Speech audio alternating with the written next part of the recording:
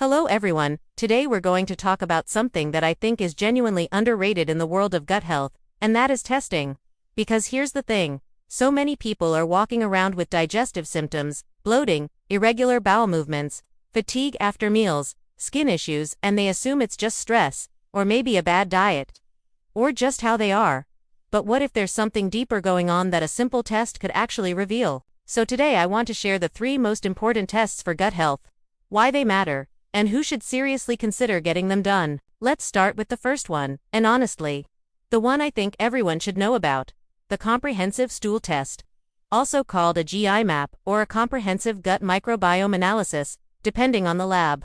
Now, I know that might sound a little uncomfortable, but stick with me here, because research shows this test is one of the most informative tools we have when it comes to understanding what's actually happening inside your gut. A study published in the journal Gut highlighted that the composition of the gut microbiome, the trillions of bacteria, fungi, and other microorganisms living in your intestines, has a direct relationship with conditions like irritable bowel syndrome, inflammatory bowel disease, and even metabolic disorders. What a comprehensive stool test does is give you a detailed map of that ecosystem. Think of your gut like a garden. Some people have a thriving, diverse garden with all kinds of plants supporting each other. Others have a garden that's been taken over by weeds, specific harmful bacteria or pathogens, while the helpful species are crowded out. This test looks at markers like beneficial bacteria levels, opportunistic pathogens, parasites, inflammation markers such as calprotectin, and even digestive enzyme function. One study examining young adults with chronic gastrointestinal complaints found that over 60% of participants had significant microbial imbalances, what researchers call dysbiosis, that weren't being addressed because they'd never been tested for it. They were just told to eat more fiber or given generic advice that wasn't solving the root cause. The stool test gives you something far more specific to work with. Now let's move to the second test, the lactulose or glucose breath test, used to detect SIBO, small intestinal bacterial overgrowth.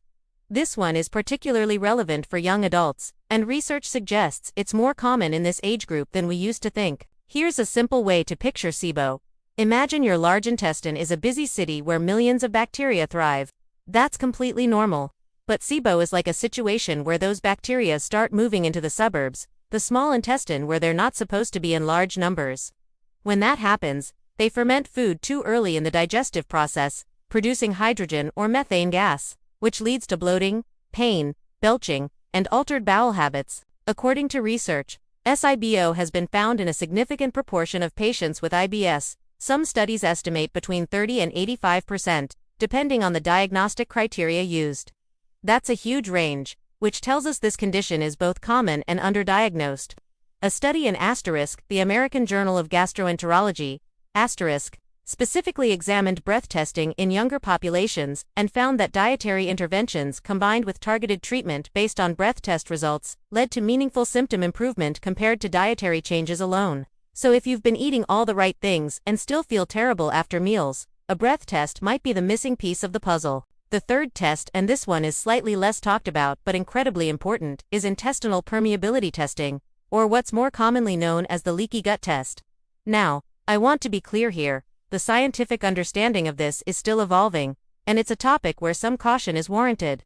But research in this area is growing rapidly. The gut lining is like a carefully controlled gate. It allows nutrients to pass through into the bloodstream while keeping harmful substances, bacteria, and undigested food particles out. When that gate becomes compromised, when the tight junctions between gut cells loosen, substances can pass through that shouldn't, potentially triggering immune responses and systemic inflammation. A study published in Frontiers in Nutrition examined intestinal permeability markers in young adults following Western-style diets high in processed foods and found elevated levels of zonulin, a protein that regulates gut barrier function, which correlated with increased inflammatory markers in the blood. The most common way to test for this is through a blood test measuring zonulin levels, or through a lactulose mannitol urine test, where you drink a solution and your urine is analyzed to see how much is passing through your gut barrier. What makes this test valuable is context. On its own, an elevated result is a signal, not a diagnosis, but combined with symptoms like chronic fatigue, food sensitivities, brain fog, and skin conditions, it can help guide a very different nutritional approach than what you'd take otherwise. So to bring this all together, a comprehensive stool analysis to understand your microbiome. a breath test to rule out SIBO, and intestinal permeability testing to assess your gut barrier. Research supports the idea that gut health is highly individual. What works for one person may not work for another, and that's exactly why testing matters. It moves us away from guessing and toward a personalized, evidence-based approach to nutrition and digestive health. If you've been struggling with symptoms and feel like you've tried everything, consider talking to a functional medicine doctor or a registered dietitian who works with gut health and ask them about these 3 tests. Knowledge is the starting point for real change.